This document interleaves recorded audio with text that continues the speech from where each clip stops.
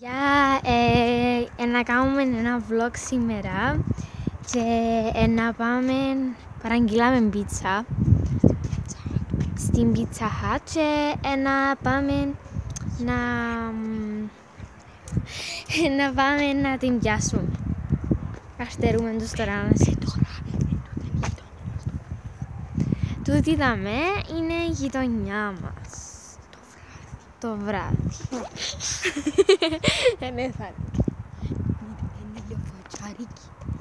Λεωφοτσάρικη τη νύχτα. Λοιπόν, τώρα περιμένουμε τους τώρα να σηκωστούν. Βλέπουν την μπάλα. Σίγουρα οι παραπάνω βλέπουν την μπάλα που παίζουν. Έπαιζε η Πολωνία με την Ιταλία. Δεν θυμούμαι τέλος. Πάμε στο πάρκο να σας δείξουμε λίγο τη γειτονιά μας. Τώρα είναι βράδυ, είναι περίπου... Τι ώρα είναι? Είναι η ώρα 10, είναι 10 η ώρα. Και είναι λίγο...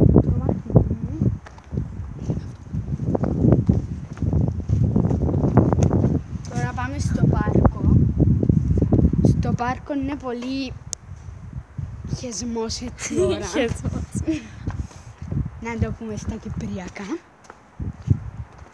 Και πιο ευγενικά είναι πολύ τρομακτικά.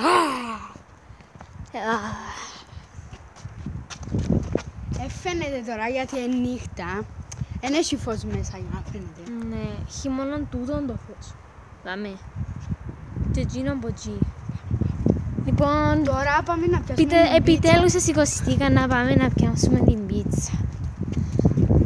Πάμε! Yay!